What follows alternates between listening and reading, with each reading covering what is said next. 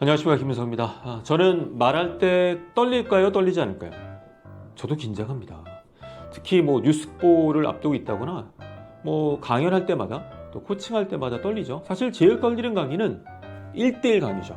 1대1로 강의했을 때 그분의 심기를 거스르지 않은 상태에서 잘 진행을 해야 되기 때문에 떨리기도 하고 어려운 것 같습니다. 저도 떨립니다.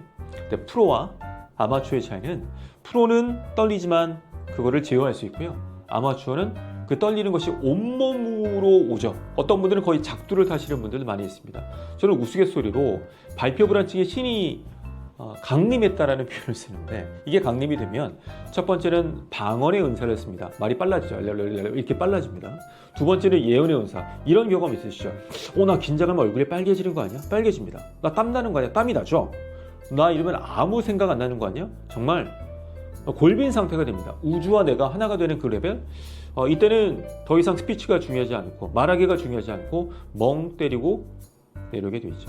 자, 우리가 왜 떨리고 어떻게 극복해야 될까요? 매크로스피어 마크 리어리가요, 우리가 떨리는 이유, 커뮤니케이션 불안증을 정리했습니다. 이 척도도 있고요. 저는 박사 논문 쓰기 소호 논문으로 한국형 척도를 만들었습니다. 제 책이나 교재에는 척도를 체크해 보면 내가 어느 단계인지가 판별이 가능하세요. 나중에 한번 체크해 보시면 좋을 것 같은데요. 두 가지입니다. 빙산의 윗부분, 빙산의 아랫부분. 윗부분은 어떠한 상태 불안, 어떠한 상태에서 떨린다.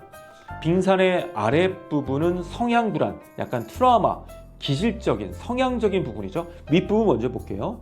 상태 불안, 스피치 결과의 중요성이죠. 사람들이 많다, 돈이 걸려있다, 승진과 관련되어 있다. 떨립니다. 어떻게 극복? 반복 경험하시면 돼요. 제가 매년 하는 것 중에 하나가 각 부처의 대변인분들, 장차관님들 미디어 트레이닝 시켜드리는데, 대변인분들 같은 경우는 이제 몇 년 지나서 사석에서 뵈면 드라마틱하게 좋아져 있죠. 왜 그럴까요? 매일 브리핑을 합니다. 방송에 안 나가더라도 기자들과 대화하고 브리핑하는 게 일상이죠. 그러니까 몇 년 하다 보면 그 유형 관련해서는 확실히 내가 성장하게 돼 있죠. 하지만 우리가 늘 말하는 게 아니잖아요. 빙산의 아랫부분, 성향불안인데, 성향불안은 두 가지로 나눠집니다. 부정적 경험의 축적. 우리가 말로 스트레스를 받았다면 다시 말로 성취 경험을 얻어야 되는데 그게 안 됐다는 겁니다. 트라우마로 작용하고 있죠. 이런 경험이 있으실 거예요. 말을 하고 있는데 오늘 또 폭망했구나. 난 역시 안 돼. 이게 스물스물 올라오죠. 트라우마입니다. 이건 어떻게 극복? 영화 킹스 스피치의 답이 있습니다. 말더듬이왕 조지 6세가 스피치를 배우는 과정들이 나오는데, 그 당시에 카운터파트가 히틀러였죠. 굉장히 뛰어난 스피커였고 커뮤니케이터였습니다. 그 사람을 두둔하는 게 아니고요. 스피치를 잘했던 사람이라고 말씀을 드리는 거예요. 근데 스피치 코치가 들어와서 발음 발성을 가르친 것이 아니라 성취 경험. 여러분이 트라우마를 극복하기 위해선 혼자만의 공간에서 좀 쪼개서 본인이 찍어보고 할 수 있는데라는 성취 경험을 느끼는 게 매우 중요합니다. 두 번째, 성공 스피치 예상입니다. 성향 불안 안에. 예를 들어 볼게요. 오늘 여러분이 지금 끝나시고 갑자기 우크라이나 전쟁이 있는 곳으로 바로 가셔야 돼요. 정보가 없습니다. 어떻게 되죠? 긴장되죠. 우리가 떨리는 것은 지식과 정보의 부재죠. 그동안 말하기에 대한 어떤 지식을 갖고 계셨습니까? 발음 발성, 외괴, 이것만 알고 계시지 않으셨나요? 다양한 변수들이 많다는 거예요. 어떻게 진정성 있게 할 것인가? 어떻게 상대의 언어를 쓸 것인가? 어떻게 지식력을 동원할 것인가? 이런 변수들을 알고 접근하는 것과 그렇지 않은 것과는 큰 차이가 있죠. 처음에는 약간 버벅거리지만 지식을 좀 채워나가는 것이 그 무엇보다도 중요하다는 겁니다. 그러면 어떻게 극복할까요?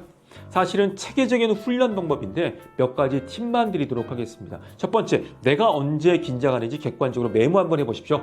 사람이 많을 때, 어떤 주제일 때, 상황일 때, 어떤 장소일 때. 두 번째, 상황 익숙하게 만들기.